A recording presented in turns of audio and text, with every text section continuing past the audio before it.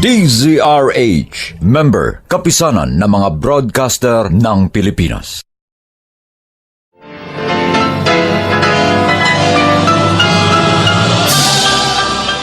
Buong karangalang inihahandog ng DZRH para sa bagong milenyo ang isa pang magandang dula mula sa panulat at direksyon ni Salvador M. Royales. May pangako ang bukas. Baka akala mo hindi ko narinig ang pag-uusap ninyo mag-ina. Isinusuka na ninyo ako. Nanghihinawa na kayo sa akin. Ganito talaga pag matanda na. Pag wala na kaming silbi, gusto ninyo tabunan na kami sa Na sa bawat himaymay ng laman ay muling mabuhay ang dugong nananalaytay sa mga ugat at unti-unting mauusal ang mainspirasyong mga katagang. May pangako ang bukas. May pangako ang bukas. Isa na namang natatanging dulang pangradyo na inyong aabangan at kalulugdan, mag-iiwan ng mga magagandang halimbawa at aral. May pangako ang bukas.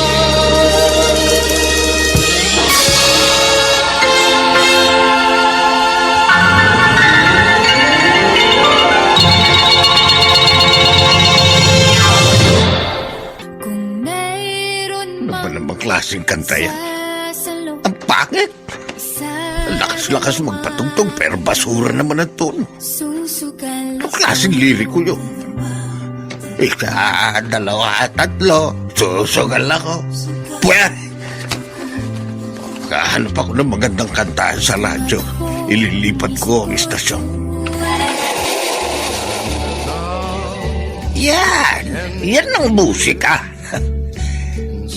So I face the final curtain, my friend. Ano ba naman? Bakit inilipat yung istasyon ng radyo? Nasa FM kanina, inilagay nyo sa AM? Hoy! Baduy-baduy! Hoy, Nicole! Tumigil ka, ha? Kayong mga kabataan ng badoy. Kung pumili kayo ng musika, wala sa tamang tono. Masakit sa tenga. Sintonado! Lalo naman yung kantang gusto nyo. Kantang pampatay. Anong pampatay? Oy! Klasiko yan! Walang kamatayan! May mensahe liriko. Nagkikwento ang kompositor kung paano niya piniling mabuhay sa paraang alam niya. Hindi katulad ng pinatutugtog niyo. Isa, dalawa, tatlo, susugal ako. Anong klaseng liriko yun? Ay nako, yun ho ang uso ngayon. Pag maganda, gayahin nyo.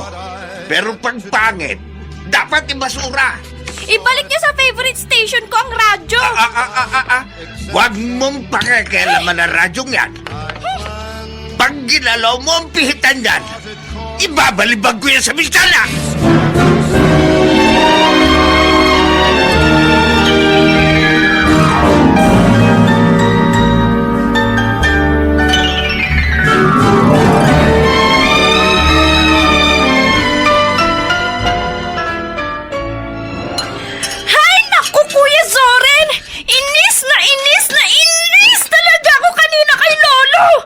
Ano ba? Nung linggo nga, dito mga barkada ko. Nag-aaral kami ng pagtutugtog ng gitara. Bigla ba naman kaming sinigawan? Maingay daw kami. Kung bakit kasi sa atin pa siya nakapisan. Hoy, Nicole. Soren. Narinig ko ang pag-uusap ninyo. Huwag ganyan, ha?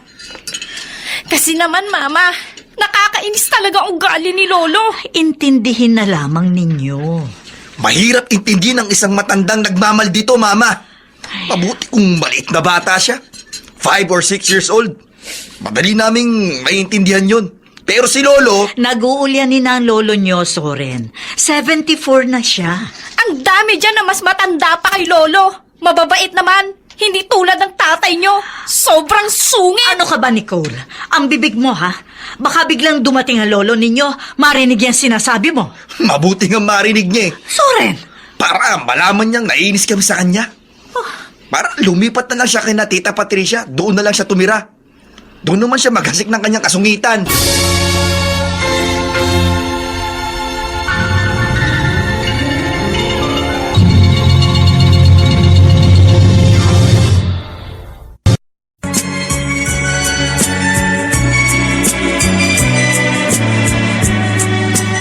At ngayon, balikan natin ang tampok na kasaysayan sa ating dulang.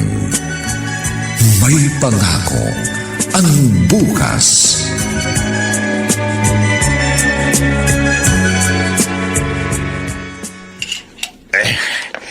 Kailangan mag-exercise ako kahit pakonti-konti. Ikot-ikot ang bewang. Pataas-taas ang kamay. 1, 2, 3. Ito po yung hinihingi ninyong kape, oh. Akin na. Ay. Ay, Ano bang kape ito? bakit ho? Ano bang kape yan? Parang katas na makabuhay. Mapait. Sadya ho konting asukal lang ang inilagay ko. Kasi nga iniingatan natin na huwag tumaas ang blood sugar ninyo. Nung huling patingnan ko kayo, pre-diabetic na ho kayo. Lagyan mo ng asukal yan. Ha? Kung hindi mo dadagdagan ng matamis, itapo mo na lang.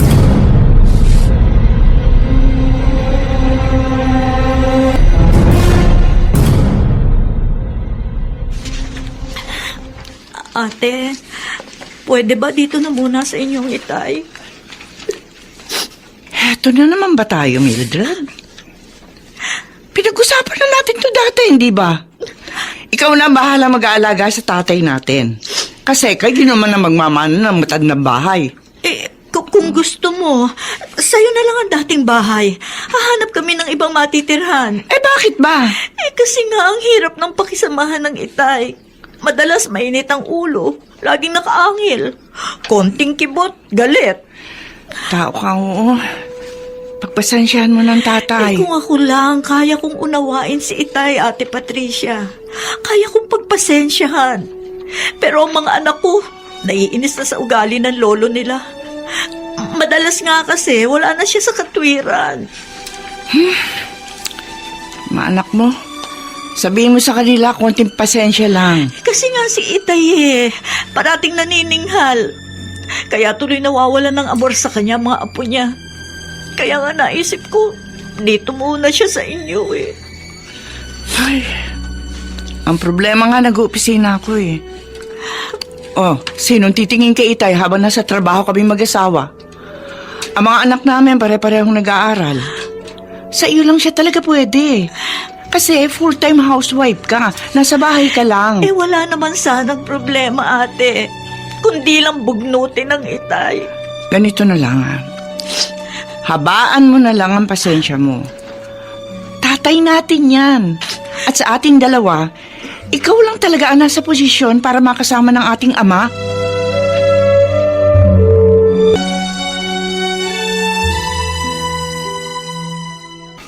Walang yakang aso ka.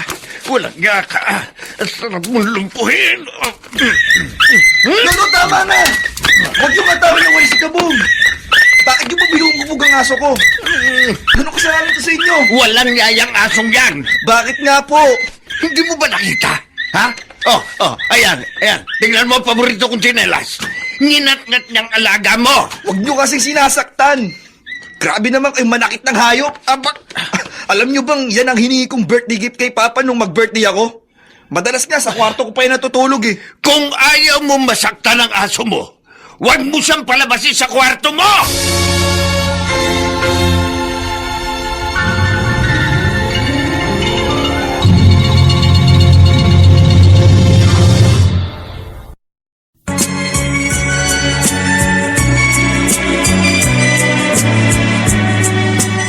At ngayon, balikan natin ang tampok na kasaysayan sa ating dulang. May pangako ang bukas.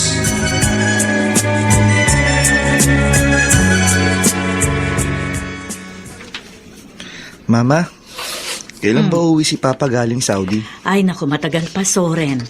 Bakit ba panay ang tanong mo kung kailan magbabakasyon ang papa mo?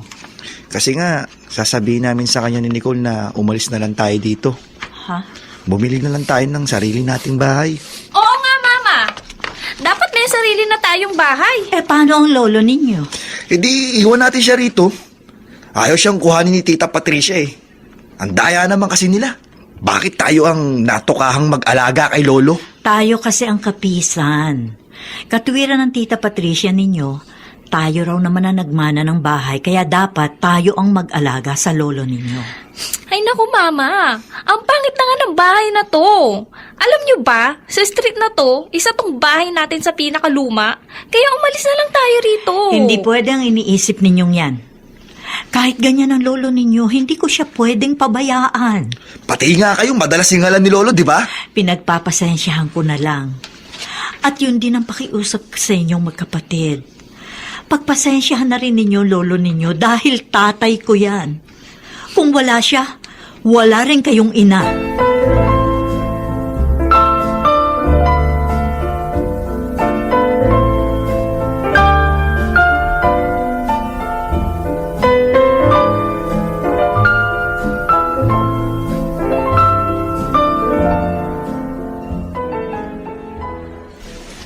Ba't umagang-umaga? Kunot na kunot ang noo mo. Bad trip ka? Buti alam mo.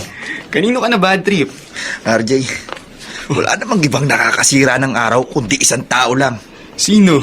Ang lolo mo na naman. Eh di sino pa? Ano naman bang ginawa niya at nasira ang mood mo? Narinig niya na humihingi ako ng dagdag allowance kay Mama. Sumabad ba naman? Noon daw panahon nila, nagtsatsaga silang pumasok sa school ng walang baon. Yung ganong komento ng lolo mo, hindi mo na dapat pinapansin. Alam mo naman ang matatanda, lahat napupuna ng mga yan. Ang kaso nga, nakaka-bad trip, tol. Lahat na lang pinakikialaman niya. Isa pa, hindi naman niya pera ang hinihingi ko. Pera yun ng parents ko, hindi sa kanya.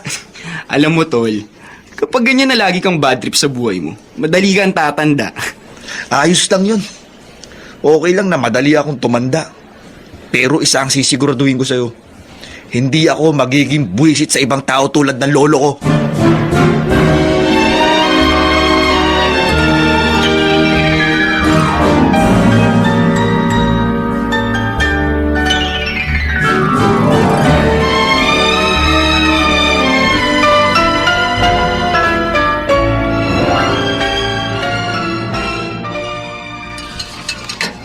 Nicole, hindi ka ba busy, anak? Hindi naman po, Ma. Wala kaming assignment ngayon. Halika, tulungan mo ako magluto. Dalaga ka na, kaya kailangan may alam ka na sa kusina. Para pag nag-asawa ka na, mahahainan mo na ng masarap na putahing asawa at mga anak mo. Kakainis kayo, Mama. Oh, bakit? Wala pa nga akong boyfriend. Asawa at anak agad ang sinasabi niyo sa akin. Naku, darating ka rin doon. Halika na. Sige na nga. Ano yun? Naku, nahulog yata sa hagdan ng lolo mo! Dali, tingnan natin! Itay! Itay, napano kayo? Itay! Mama! Tingnan niyo ho! Sa baba po ng hagdanan! Oh!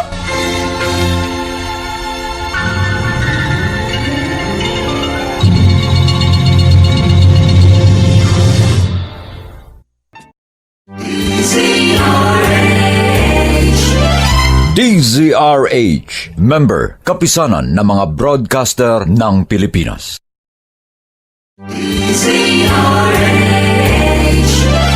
DZRH, member, kapisanan ng mga broadcaster ng Pilipinas.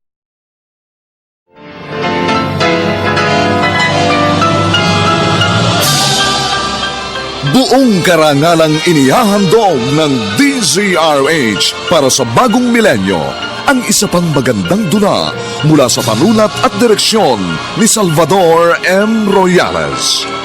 May pangako ang bukas.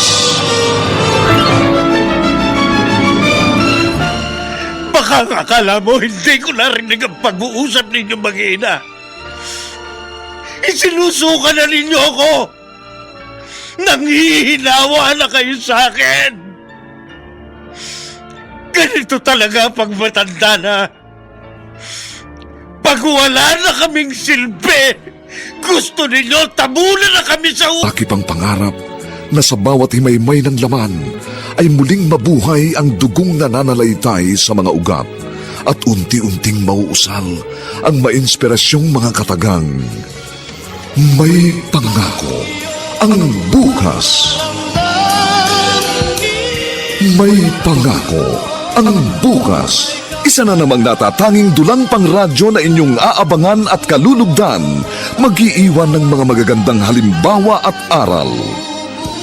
May pangako ang bukas.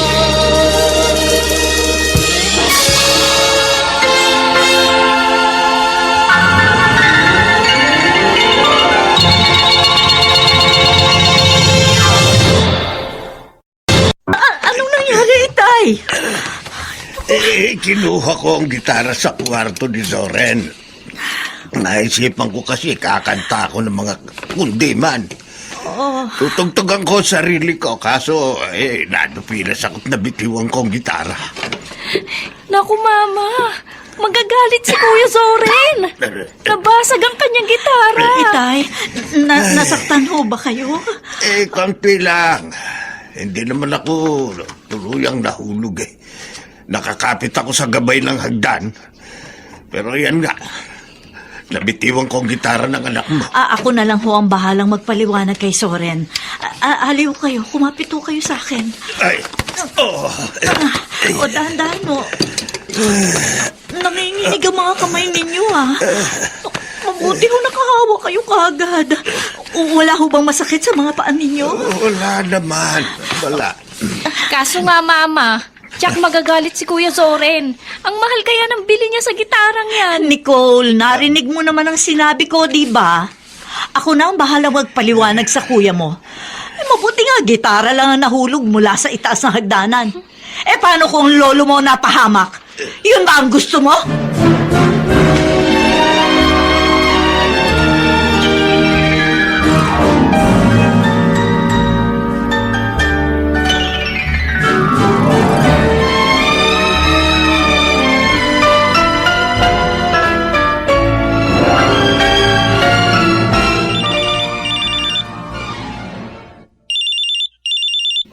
Nicole, narito pa ako sa university. Bakit ka tumatawag?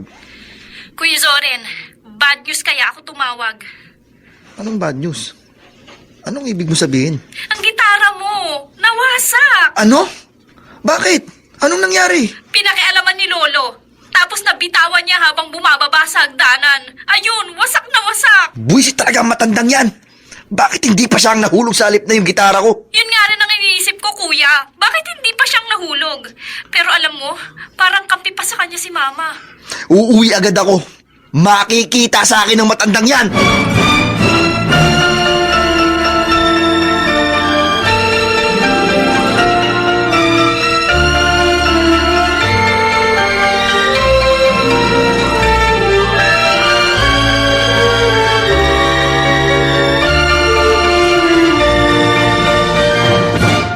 Itay, hinainan ko na kayo. Mauna na kayong kumain, ho? Hihintayin ko ho ang dalawa niyong apo. Galit ka rin ba sa akin kaya hindi mo ako sasabayan kumain? Dahil nabasag ko ang gitara ng anak mo. Hindi ho. Narinig niyo naman, hindi ba? Sabi ko kay Nicole, ako na lang ang bahala magpaliwanag kay Soren. Sabihin mo, galit ka rin sa akin. Tay! Sige, magkampihan kayo mag-iina. Ano ba naman kayo? Kayo pa ngayon na nagagalit. Kasi permission na ang tingin nyo sa akin ngayon eh.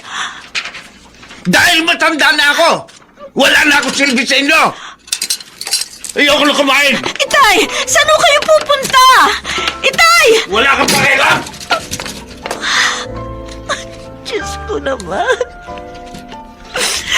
Ano ba naman ito, tatay ko? Naiipit tuloy ako sa pagitan ng sarili kong ama at ng aking mga anak.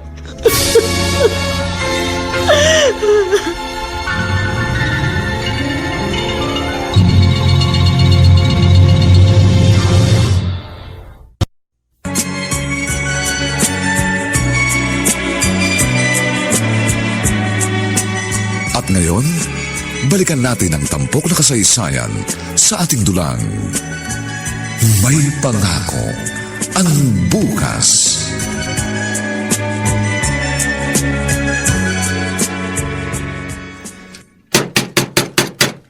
Lolo! Lolo! Lumabas kayo dyan sa kwarto nyo! Lolo! Ano ba? Ba't gusto mong gibayin ang pinto ng kwarto ko? Ako ang dapat magtanong sa inyo, Lolo. Bakit nyo binasag ang gitara ko? Hindi ko binasag. Nabasag. Kasi nga, pinakikilaman nyo ang gamit ko. Nananahimik ang gitara ko sa loob ng kwarto ko, kinuha nyo! At ibinagsak ninyo! Makulit ka rin, ano? Hindi ko binagsak. Bumagsak. Kasi nga ho, pinakilaman ninyo. Kung hindi nyo yung kinuha sa kwarto ko, mababasag pa yon. Tumahimik ka. Kung gusto mo, babayaran ko. Bakit akala mo ba wala akong kwarta? May pera ako. May pensyon ako. Wala akong pakialam sa pensyon nyo! Ang pinag-uusapan, isang gamit na pinakaiingat-ingatan ko! Nasira dahil sa inyo! Ano ka ba? Wala ka ng galang ha? Tama na yan!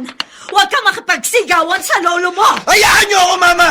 Nakakainis na itong tatay nyo eh! Kung naiinis ka sa akin, maluwag ang pintuan ng bahay. Umalis ka rito! Huwag mong kalilimutan, bahay ko ito! Ako pa rin ang may karapatan sa pamamahay na ito!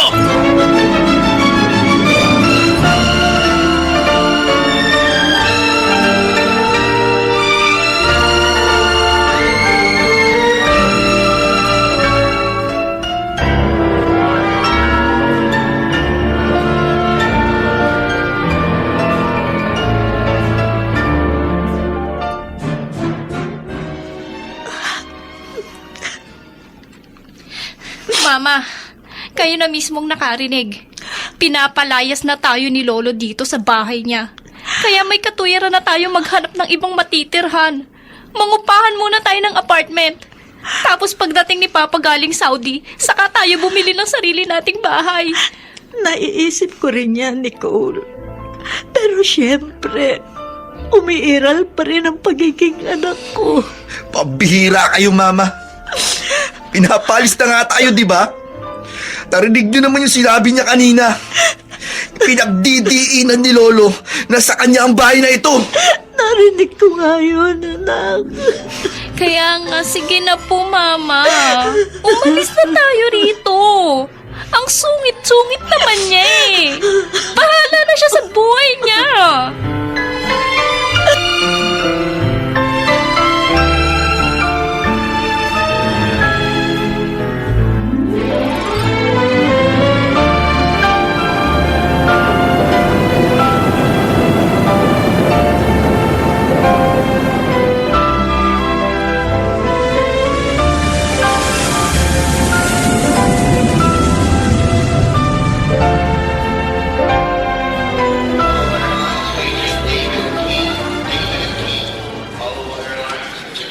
Sadyang hindi ko sinabi kay Mildred na ngayon ang uwi ko. Pati sila Soren at Nicole. Masusurpresa sila sa bigla akong pag-uwi. Tataksi na ako. Taksi!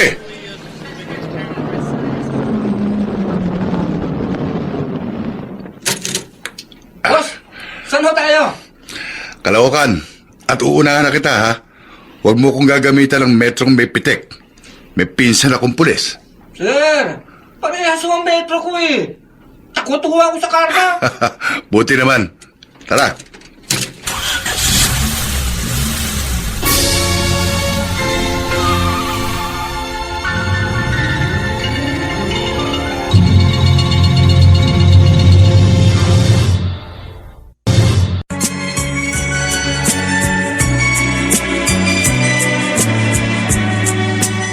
At ngayon, balikan natin ang tampok na kasaysayan sa ating dulang. May pangako ang bukas.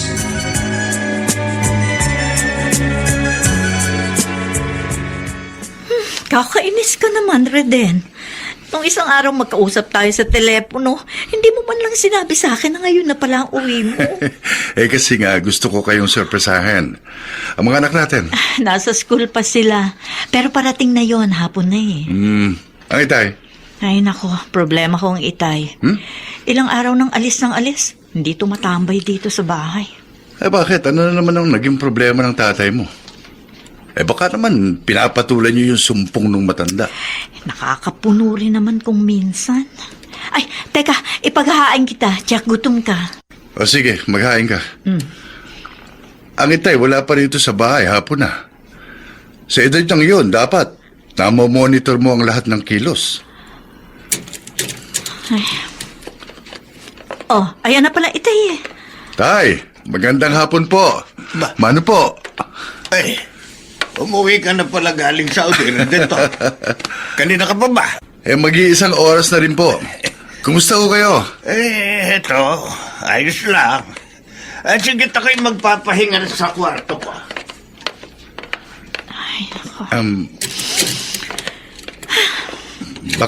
Bakit gano'n lang itay?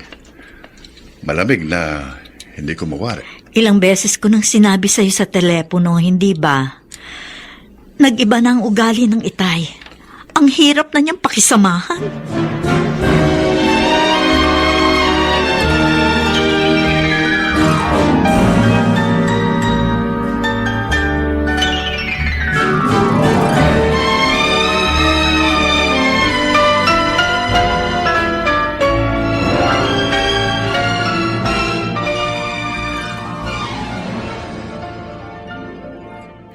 Ngayon dumating na ang manugang ko. Alam ko magsusumbong sa kanya ang mga apo ko.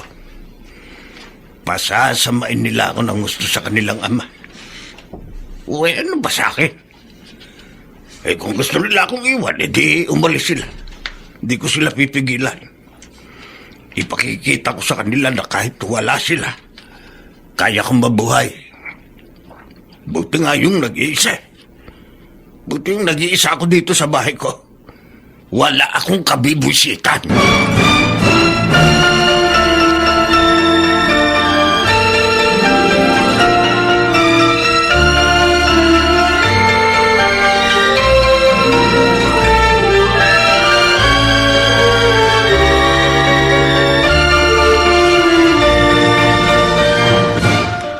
Pa, inip na po talaga kami sa pag-uwi niyo.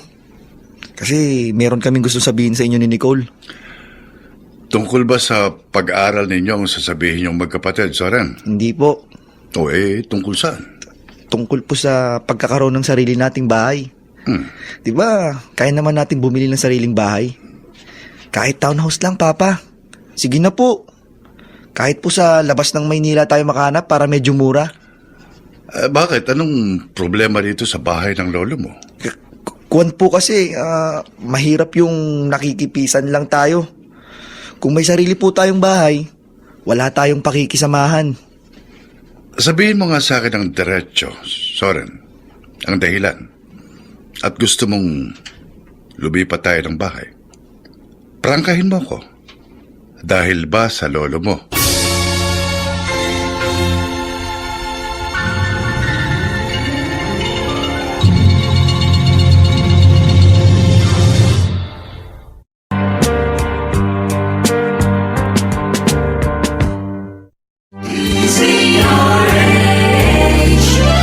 DZRH, member, kapisanan ng mga broadcaster ng Pilipinas.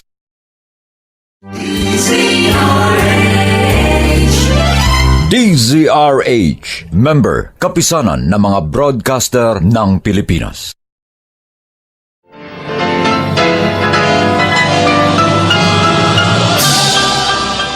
Buong karangalang inihahandog ng DZRH para sa bagong milenyo ang isa pang magandang dula mula sa panulat at direksyon ni Salvador M. Royales. May pangako ang bukas. Baka akala mo hindi ko narinig ang pag-uusap ninyo mag-ina. Isinusuka na ninyo ako. Nanghihinawa na kayo sa akin. Ganito talaga pag matanda na. Pag wala na kaming silbi, gusto ninyo tabunan na kami sa uka. Na sa bawat himaymay ng laman ay muling mabuhay ang dugong nananalaytay sa mga ugat at unti-unting mauusal ang mainspirasyong mga katagang may pangako ang bukas. May pangako ang bukas. Isa na namang natatanging dulang pangradyo na inyong aabangan at kalulugdan, mag-iiwan ng mga magagandang halimbawa at aral. May pangako ang bukas.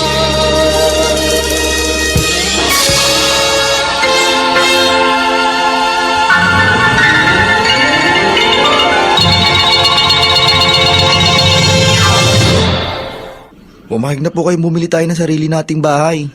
Investment din naman po yun, di ba? Can afford naman tayong bumili. Ano po, Papa? Oy, God bless, anak. God bless. Tiga, maupo ka. Tama-tama dating mo. May importanteng bagay kaming pinag-uusapan ng kuya mo. Si Mama? Wala ang mama mo, the grocery. Ang lolo nyo naman, kanina pa rin umalis ng bahay. Kaya makapag-uusap tayong tatlo ng masinsinan. Ngayon, ano bang problema nyo sa lolo nyo? Sinabi ko naman po sa inyo, Papa, di ba? Madalas wala sa lugar si Lolo. Madalas mainit ang ulo, laging nanininghal. Oo nga po, Papa. Pati nga si Mama madalas ding singhalan ni Lolo.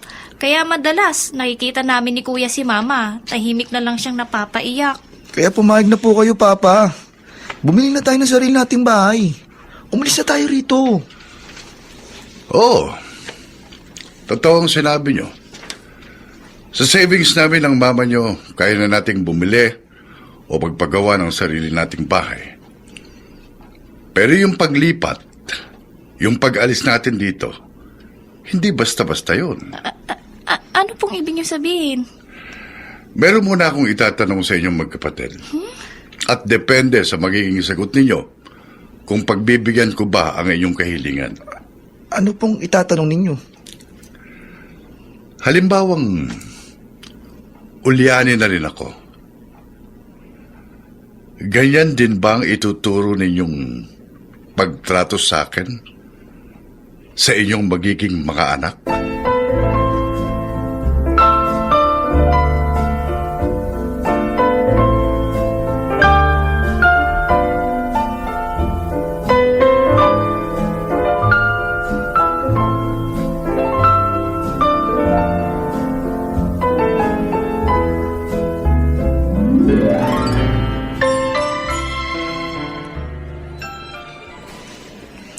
RJ, na-bad trip din ako sa papa ko. Sobra ka naman. 2 years din yung hindi nakasama ang papa mo. Tapos, pag nagbakasyon siya dito sa Pilipinas, kinababad tripan mo pa. Kasi nga, gusto namin ng kapatid ko na bumili na kami ng sariling bahay namin. Para makalayo na kami sa lolo namin, bad trip din. Biruin mo, dinaan pa sa drama ang pagsasabing ayaw niya bumili ng bagong bahay. Sure ka ba? Kaya ng budget ng parents mo ang bagong bahay. Oo naman. Mining engineer si Papa. Maganda ang trabaho niya sa oil company sa Saudi. Saka, nakikita ko ang bank book nila ni Mama. Kaya alam ko can afford kaming bumili ng sarili naming bahay. Kaso nga, ayaw niya. Alam mo, Tol, naiintindihan ko ang airpods mo. Ikaw nagiging KJ ka na rin eh. Hindi sa KJ.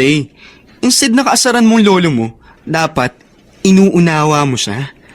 Matanda na kasi yun. At ang matatanda, marami na silang insecurities sa buhay.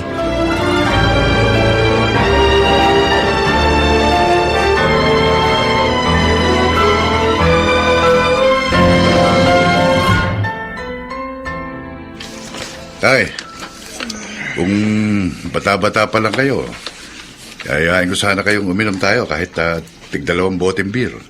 Oo nga, Reden. Sabi ng doktor ko, wag na raw akong iinom ng serbesa. Maaari daw maging aktibo ang arthritis ko. Kung sa bagay, kahit ako, bihira rin uminom eh. Pag nasa Saudi ako, green tea ang ginagawa kong pampantok sa gabi. Oh, tay. Bakit bigla kayong natahimik? Bigla kayong tumingin sa malayo? Pakiramdam ko parang Meron kang problema. Wala. Wala akong problema. Nalulungkot lang ako, Reden. Bakit po? Mahirap pala pagbalo ka na. Pag nag-iisa na sa buhay. Hindi naman po kayo nag-iisa, Tay. Narito po kami. Ang asawa ko at 2 niyong apo. Kasama niyo kami.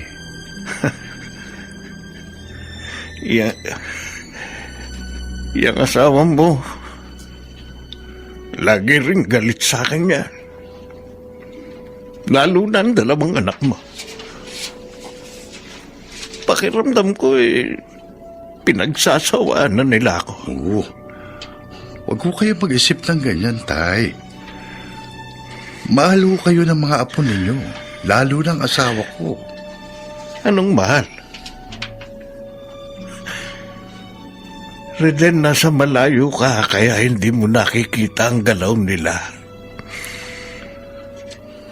Pakiramdam ko, gusto na nila akong mawala. Para wala na silang iniintinding matanda.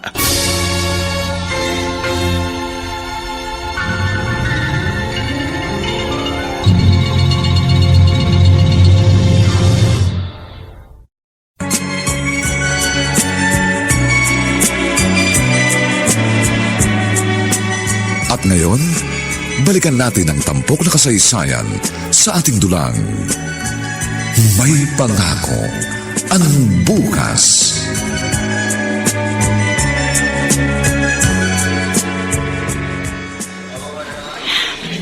Sa loob ng maraming taon ng ating pagiging mag-asawa, yung ganito ang pinakamalungkot na araw para sa akin. Yung ganito na ihahatid kita dito sa airport. Ilang taon na lang, Mildred. Pag nakatapos si Zoran at Nicole, pipirme na ako dito sa Pilipinas. Matagal pa yun. Napakabilis ng panahon. Isa pa, sa pagtatrabaho ko sa Saudi, gumanda ang buhay natin. Mining engineer ka. May mga minahan naman dito sa Pilipinas, hindi ba? Pero karamihan sa minahan dito sa atin, ando sa Mindanao. Kung doon ako magtatrabaho, doon din ako pipirme. Delikado pa. Alam mo naman sa Mindanao, madalas may gulo. At saka, hindi ako makakakuha rito ng sweldong sinlaki ng sinusweldo ko sa Saudi. Bahala ka na nga. O, tawagan mo agad ako pagdating mo sa Jeddah, ha? Oo. Yun naman talagang lagi ginagawa ko eh. Uy, siya nga pala. Huwag kang masyadong nagpapa-stress kay Itay, ha? Maraming kilos at ugali ang Itay na nakakainis talaga. Hindi mo lang alam yun. Pero, salamat. Kasi ikaw pang manugang lang ang nakakaintindi sa kanya. Matanda na ang tatay mo, Mildred. Obserbasyon ko sa kanya, nagkaka-Alzheimer's na. Kung minsan mabait, pero madalas abulido at mainit ang ulo. Sinabi mo pa, kaya naman madalas nayayamot ang mga anak natin sa kanya. Lagi mong pagsasabihan yung 2 yun, ha?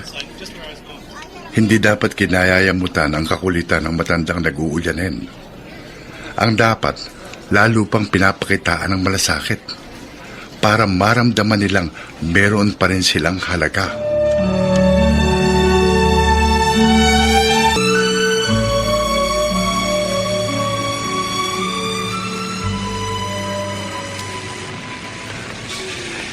Nagugutom na ako. Pero ayokong umuwi. Mabibwisit lang ako pag andun ako sa bahay dahil sa mga apo kong salbahe. Mabuti pa sa karinderya na lang ako kakain. Mabuti pa dito sa karinderya, masasarap ang ulam. Sa bahay namin parang pinanghihinayangan ni Mildred ang ipinapakain sa akin. Dito sa karinderya, nakakain ko kung anong gusto ko. Bahala sila sa buhay nila. Mamayang gabi na lang ako uuwi.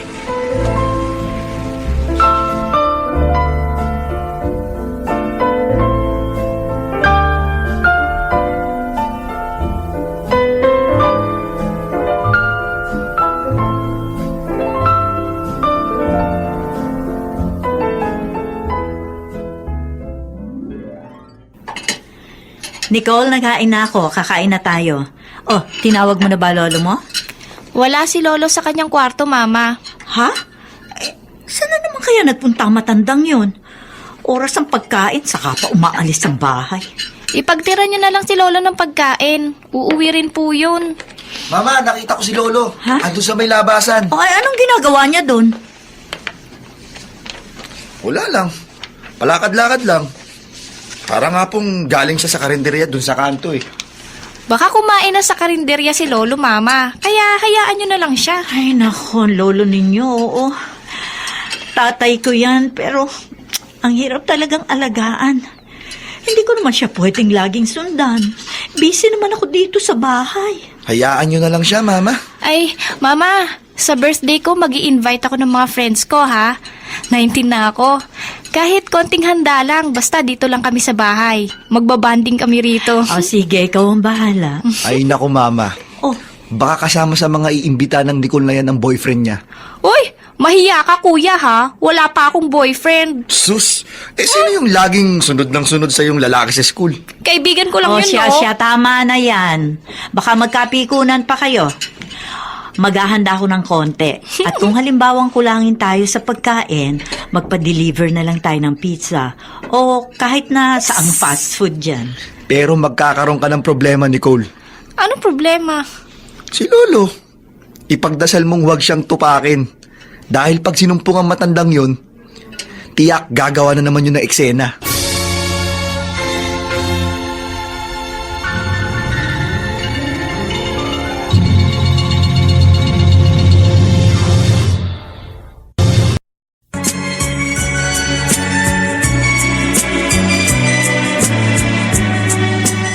At ngayon, balikan natin ang tampok na kasaysayan sa ating dulang. May pangako ang bukas.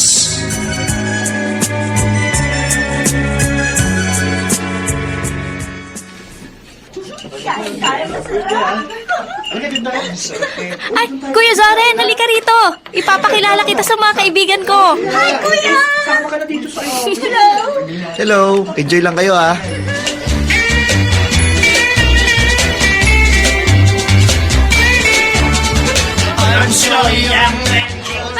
Ano yun, Kuya Zoren? Sino pa? Eh di si Lolo. Nakakaasar talaga! Kung kailan marami akong bisita, saka pa sumabay. Teka nga. Lolo! Ano ba naman kayo? Kung kailan may mga bisita ako, saka kayo nagpapatugtog dito sa salas? Bakit mo pinataya? Bakit? Kayo lang ba may karapatang magsaya? Ako gusto ko rin magsaya! Ang sabihin nyo, gusto nyong manggulo. Ano? Kayo ang magulo eh! Hindi ako! Ang ingay nyo, dilig na dilig sa kwarto ko. Hindi ako makapagpahinga na maayos. Ayun, ang ibig sabihin, nananadya kayo. Nagkakasiya kami sa labas, tapos sinabayan nyo ng kantang sintanda nyo. Ay, huwag mong insultohin ang katandaan ko. Pero kasi kainsulto ang ginagawa ninyo. Magtiis ka! O kaya umalis kayo dito sa pamamahay ko! Matagal na namin gustong umalis. Kaya lang, naawa pa rin kami sa inyo. Pero pag ganyan ang inyong ugali, dapat talaga sa katulad ninyo, naiiwang mag-isa. Dapat nabubulok na kayo sa ilalim ng ungay. Huwag kang mag-alala! Malapit na! At pag nangyari yon, siguro nga magiging masaya na kayo. Dahil ramdam ko, nagsasawa na kayo sa akin!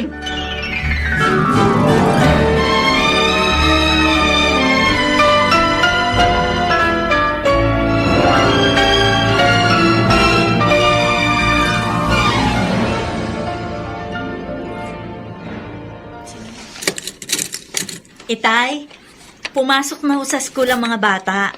Lumabas na ho kayo sa kusina. Sabay na tayo mag-almusal. Wala akong ganang kumain. Hindi ako nagugutom. Gusto ba ninyo? Dalhan ko kayo ng pagkain dito sa kwarto nyo? Sinabi ko na, di ba? Hindi ako nagugutom.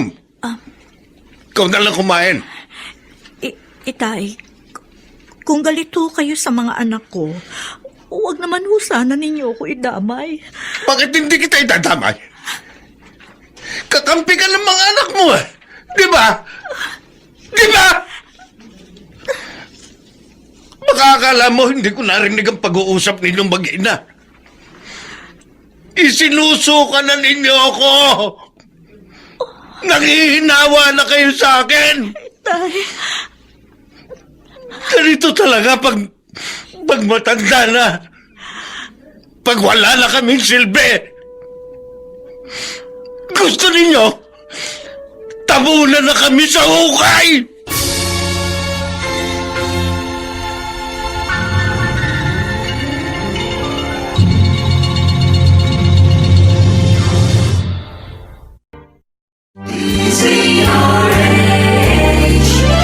DZRH, member, kapisanan ng mga broadcaster ng Pilipinas.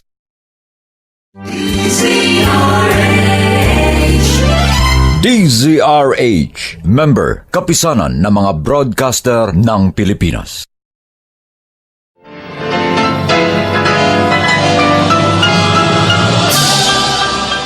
Buong karangalang inihahandog ng DZRH para sa bagong milenyo ang isa pang magandang dula mula sa panulat at direksyon ni Salvador M. Royales. May pangako ang bukas. Baka akala mo hindi ko narinig ang pag-uusap ninyo mag-ina. Isinusuka na ninyo ako. Nanghihinawa na kayo sa akin. Ganito talaga pag matanda na. Pag wala na kaming silbi, gusto ninyo tabunan na kami sa... sino ba itong kung makakatok parang gigibay ng pinto? Sandali! Ate Patricia, ikaw pala. Ang aga mo ah. Salamat. Ha? Ikaw ang nagbukas ng pinto. Hindi ako magtatagal, Mildred. Meron lang akong gustong sabihin sa'yo. Bakit mukhang galit ka? Ano ba yung sasabihin mo? Bakit pinababayaan mo ang tatay? Ano? Sino nagsabi sa'yo na pinababayaan ko ang tatay? Alagang-alaga ko siya dito, Ate Patricia. Kahit nga nakakainis ang ugali niyan eh. Asikasong-asikaso ko siya rito. Pero nagsumbong sa akin ng isang kasama ko sa opisina. Madalas daw niya makitang kumakain sa karinderya sa may labasan ng Itay. Bakit? Hindi mo ba siya napapakain ng maayos dito sa bahay niyo? Magdahan-dahan ka naman sa pagsasalita. Sagana siya sa pagkain dito. Halimbawang hindi namin siya nakakasabay, ipinagtitira ko siya para siguradong meron siyang kakainin pag uwi niya dito sa bahay. Bakit ganun ang sumbong sa akin? Ewan ko sa taong nagsumbong sa'yo. Kung gusto mo, halika sa kusina. Tingnan mo, ang dami ko niluto. At tingnan mo rin, may sariling adult milk ang tatay. Ano napapabayaan ang sinasabi mo dyan? Pasensya ka na. Pero nagtataka talaga ako, Mildred. Bakit nakukuha pang kumain ni Itay sa karinderya?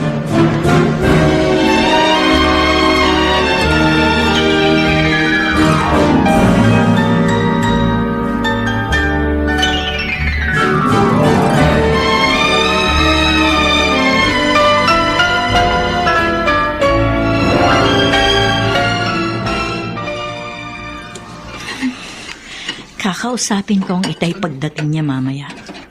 Bakit siya kumakain sa karinderya? Lagi namang maraming pagkain dito sa bahay. Ay, ayan na ata siya. Narinig ko bumukas na ang pinto. Kailangan ko ng tubig. Itay, mabuti ho dumating na kayo. Galing ho dito si Ate Patricia. Uy, ano sa akin kung galing dito kapatid mo?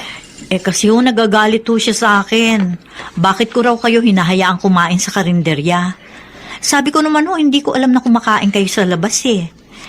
Bakit nga ho ba nagpupunta pa kayo sa karinderya? Ang dami naman nating pagkain dito.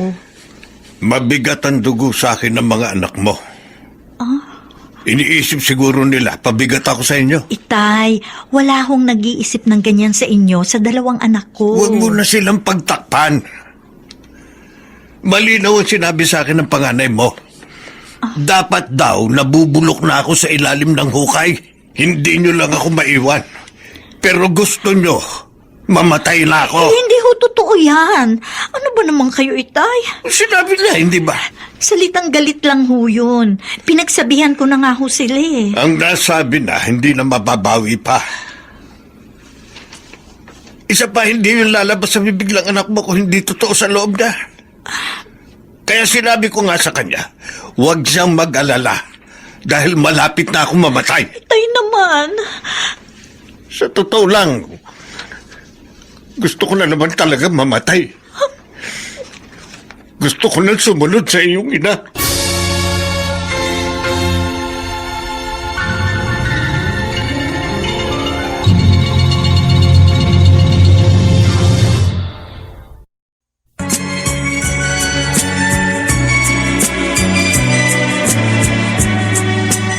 At ngayon, balikan natin ang tampok na kasaysayan sa ating dulang. May pangako ang bukas.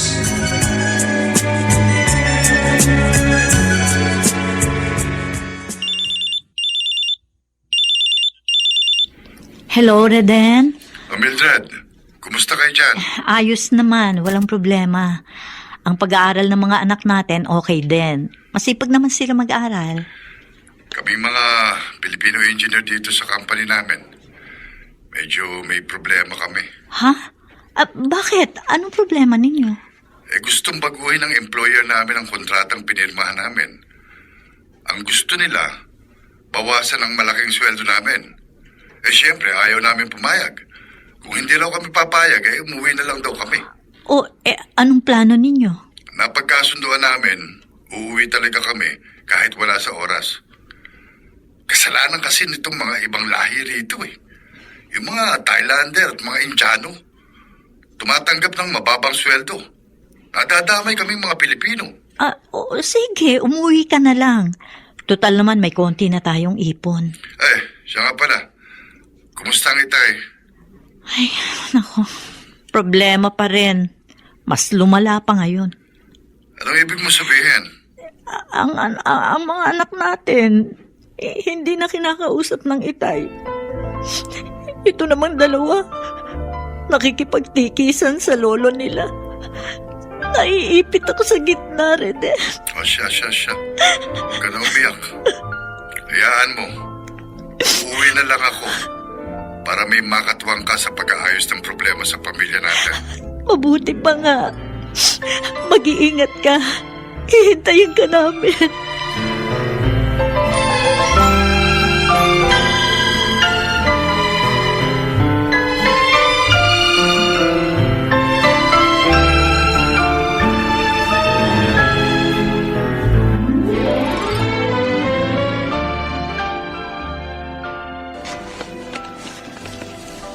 Kuya Zoren, narito ka na pala. Wala ang isang prof namin kaya maaga akong umuwi.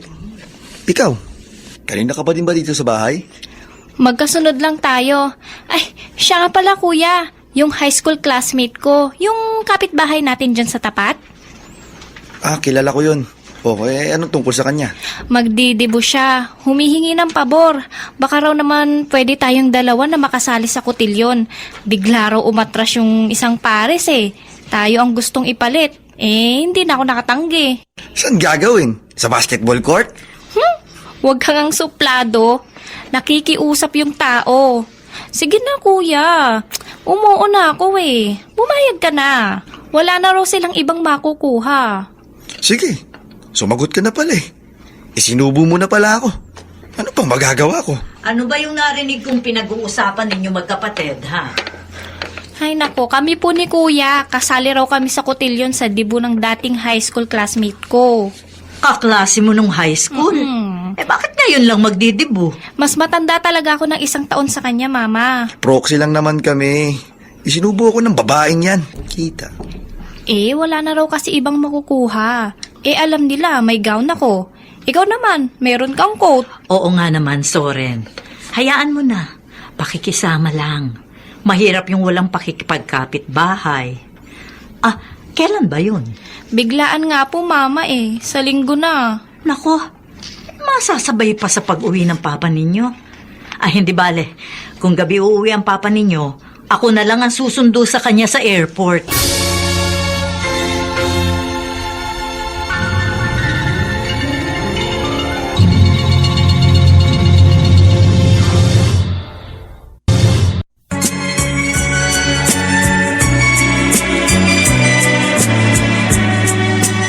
At ngayon, balikan natin ang tampok na kasaysayan sa ating dulang. May pangako ang bukas.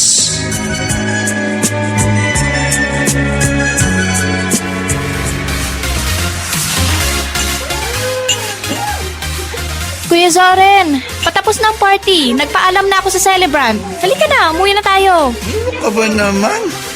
Ngayon pala ako nag-enjoy. Ba't nagpaalam ka na agad?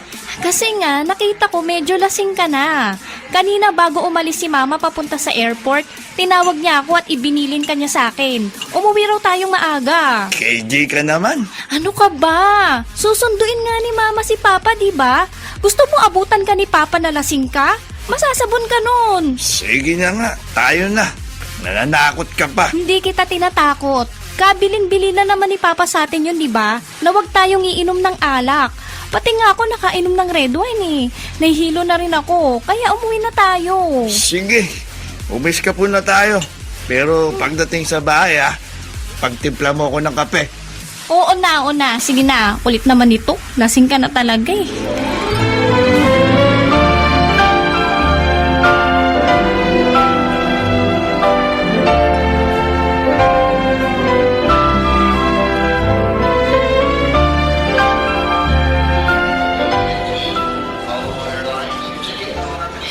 Kakainis naman. Sabi nung isang airport personnel, madidelay daw ang flight galing Jeddah. Nagkaroon daw ng technical problem. Aga-aga ka pa naman pumunta dito sa airport para sunduin ang asawa ko. Paano ba to? Mapapanis ako sa paghihintay dito. Anong oras kaya darating ang aeroplanong sinakyan ni Reden?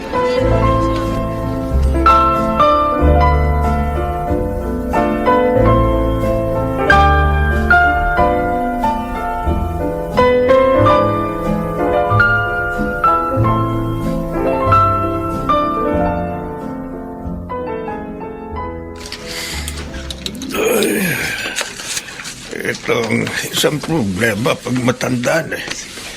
Ihi ng ihi. Ba, teka. Yun. Pinaamoy ako. Parang nasusunog. Sa ganitong oras ba ng gabi may nagsusunog ng basura sa aming mga kapitbahay? Nako. Aba, larito sa loob ng bahay namin ng usok. Makapal na usok. Larito sa bahay namin ng sunog. Oo nga, nasusunog ang bahay namin. Mildred! Mildred! Nasaan kayo? Boses yun ang apo kong si Nicole. Nicole! Nicole!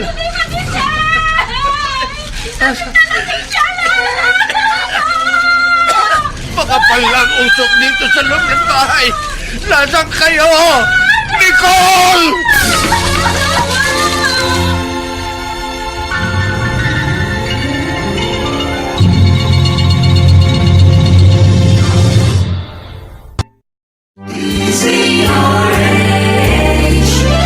DZRH, member, kapisanan ng mga broadcaster ng Pilipinas.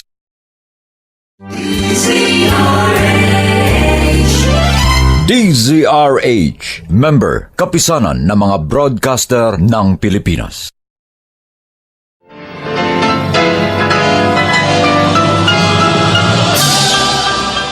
Buong karangalang inihahandog ng DZRH para sa bagong milenyo ang isa pang magandang dula mula sa panulat at direksyon ni Salvador M. Royales.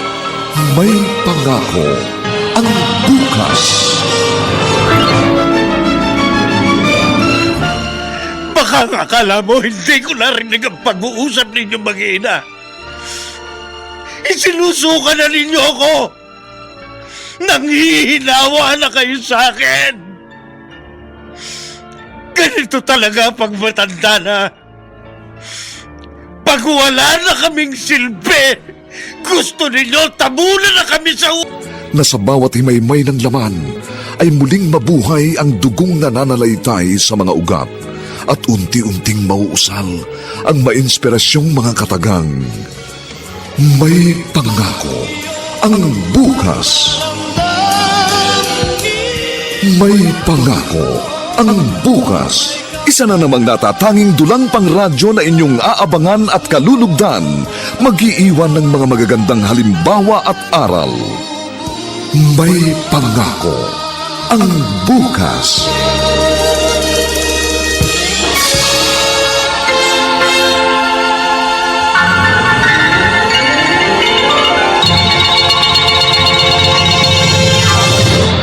Nicole! Nasaan ka?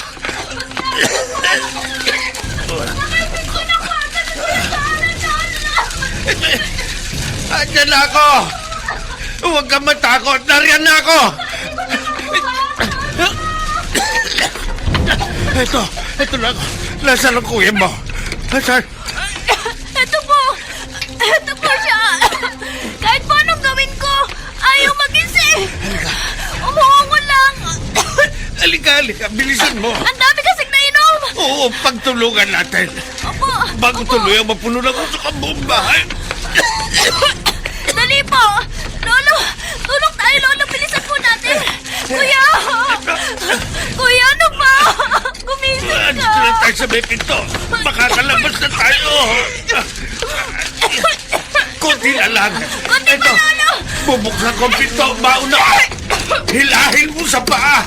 Itutulak ko naman dito sa may ulo. Sige pa. Kaya malapit na tayo makalaban. Nalalayan dito sa ulo mo. Bago bumagsak ang ulo ng kuya mo. Tulungan niyo mag-lolo!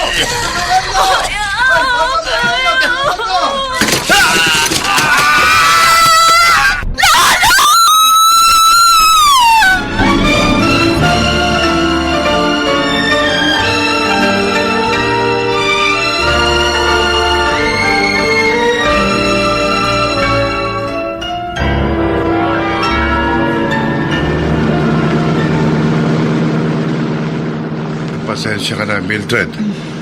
Delayed ng mahigit 2 oras ang schedule ng pagdating namin sa airport. Oo nga, Reden. Inip na inip ako eh. Pero mas mabuti na rin ang nangyari. Na-detect agad ang technical problem ng eroplano nang mag-stop over kayo sa Hong Kong. Kung hindi baka kung ano pa nangyari. Nasa inyong dalawa, hindi mo kasama. Nasa party si na Nicole at Soren nang umalis ako sa bahay. Mag-aalas 2 na pala. Sigurado, himbing na ang tulog ng dalawang yon pagdating natin. Aba, mamang driver, bakit madaling araw na matraffic pa rin? Ma'am, may sunog yata. Ha? Oo nga, parang may sunog na. May mga sirena ng bumbero ko naririnig. Tag-araw na naman ho, sir. Usong-uso na naman ang sunog. Sinabi niyo pa, Manong, kailangan konting ingat. Sabi nga, manakawan ka na ng 10 beses, huwag ka lang masunugan. Malayo pa ho ba dito sa inyo, sir? Medyo malapit na. Pagkanan sa kantong yan, tanaw na. Reden, tingnan mo parang sa lugar yata ang atin yung sunog. Ha? Baka isa sa mga kapitbahay natin. Ang mabuti pa, bumaba na tayo rito. Bitbitin na lang natin ang maleta mo. Bigla akong kinutuban, Reden. Malakas ang kabog ng dibdib ko.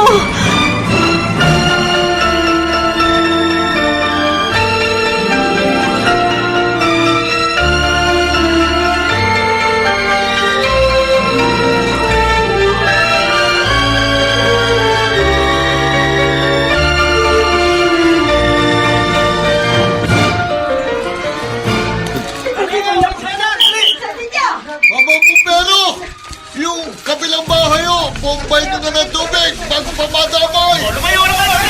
Ano ang bumbero na nakalarin nyo? Layo! Sandali lang po! Bakit po? Bakit nagasunog? Ano kayo yun? Mildred! Naku! Diyos ko! Ang bahay nyo! Laga na ng liyan! Ang mga anak ko! Mildred, Ano huminaw ka! nangyari sa mga anak ko? Hindi na mga anak natin nasa loob! Pati si Itay! Sorry! Thank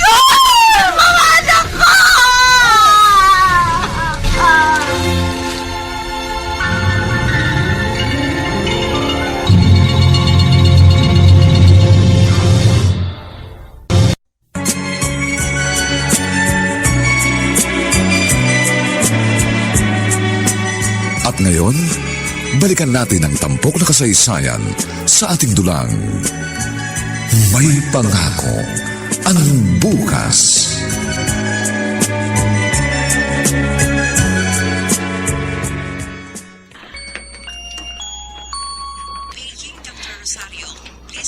Papa, Mama, Salamat, ligtas kayo, Nicole. Isang kapitbahay natin na nagsabi sa amin, nakalabas daw kayo bago tuluyang natupok ang bahay natin. ligtas nga po kami. Pero si Lolo... Si Lolo po, Mama. Nicole, Nabagsakan siya na nagbabagang kahoy. Diyos ko. Malapit na nga kaming makalabas sa may pintuan. Nang biglang bumagsak ang isang nagliliyab na kahoy. Tinamaan si Lolo. Nasaan ang lolo mo? Ha?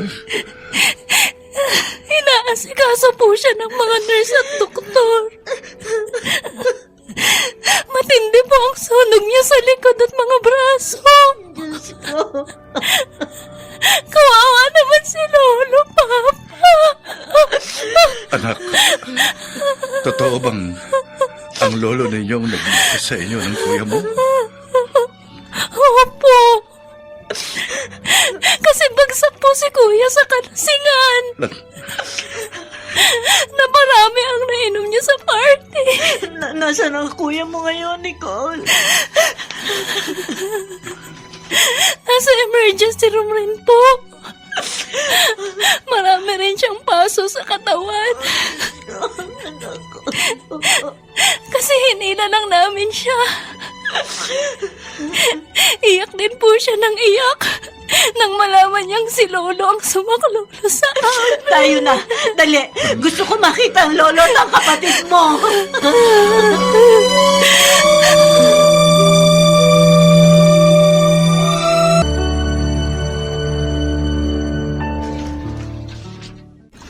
Bakit ba hindi ko makontak ang telepono ni na Mildred? Bira. Sa cellphone ko nga siya tatawagan. Hello, Ate Patricia. Bakit ba hindi ko makontak yung landline nyo? Ha? Hindi mo talaga kami makukontak. Nasunugan kami, ate. Ano? Narito kami ngayon sa ospital. Hospital? Bakit? May nasaktan ba sa inyo? Wala naman kasi ako sa bahay na magkasunog. Ay, Diyos ko. Sinundo ko sa airport si Reden. Pagdating namin, tupok ng bahay. At isinugod namin sa ospital si Itay at si Soren. Kumusta na, Itay? Ano lagay niya? Delikado ba siya? Mildred, magsalita ka. Kumusta na ang lagay ng Itay?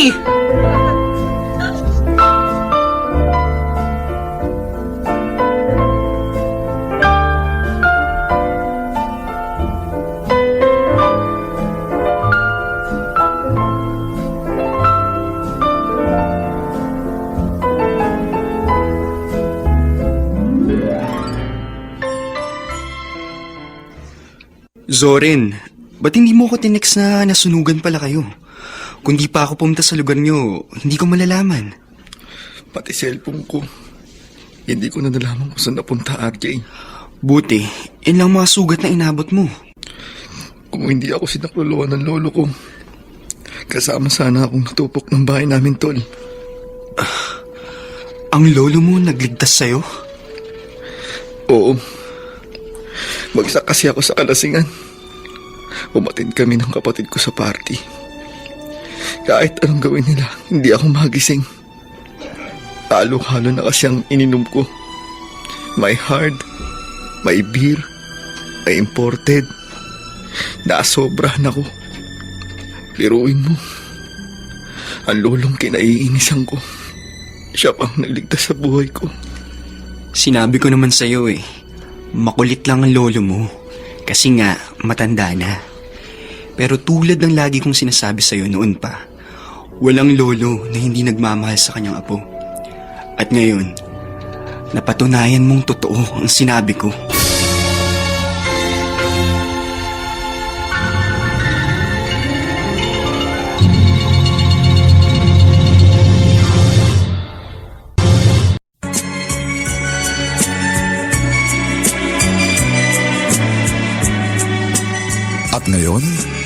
balikan natin ang tampok na kasaysayan sa ating dulang. May pangako ang bukas.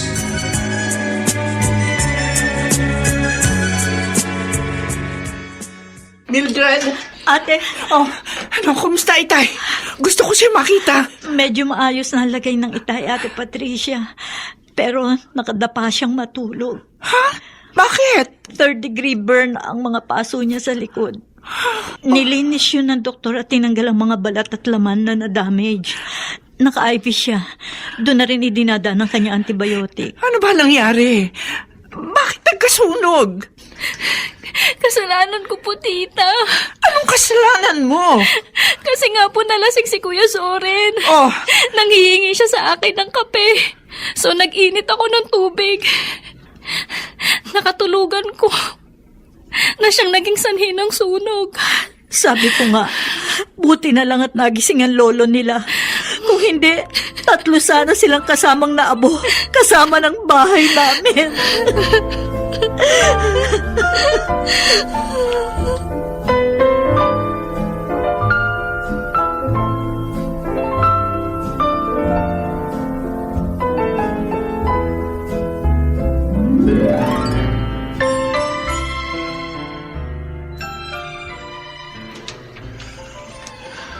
Lolo, Muntik nang natupad ang kahilingan mo. Dapat nabubulok na ako sa ilalim ng hukay. Lolo, patawarin niyo po ako sa mga nasabi ko sa inyo. Sorry po talaga. Pinagsisisihan ko po na sinabi ko yun. Kayong mga kabataan, wala kayong respeto sa matatanda. Kaya nagagalit ako sa inyo. Kasi dinadaan-daanan niyo lang ako. Para kayong walang nakikita. Nakapagdaramdam yun sa mga katulad ko. Kaya sinasadya ko ring ilisig kayo. Para maramdaman ninyong akong lolo ninyo ay buhay pa at nangangailangan ng inyong pansin. Katulad ng pagpapahalagang iniukol ko rin sa inyo nung kayo'y mga sanggol pa. Lolo, Nung kayo ni Nicole ay parehong maliit pa. Malakas pa ako noon. Tuwang-tuwa ako. Naalagaan kayo. Kayo ang muling nagbigay sigla sa buhay ko. Pero nang magsilaki kayo, parang baliwala na ako sa inyo. At lihim ako nasasaktan. Lolo, sorry po. Naging insensitive po kami sa damdamin nyo. Naging selfish po kami ni Nicole. Wala na ang bahay na ipinundar ko. Sabi ng papa mo, magpapagawa siya ng bago. Kami naman ng tita Patricia mo, nag-usap na kami. Paglabas ko dito sa ospital, sa kanya na ako titira. Lolo, wag po. Ang gusto ko po doon pa rin kayo sa amin. Gusto ko po kasama pa rin namin kayo.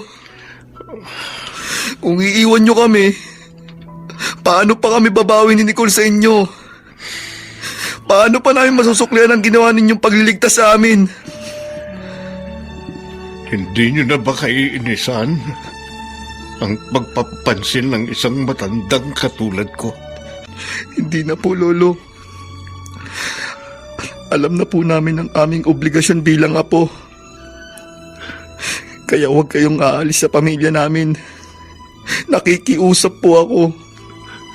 Ngayon pong natauhan na kami ni Nicole, sama-sama po tayong tatanaw sa masayang pangako ng bukas.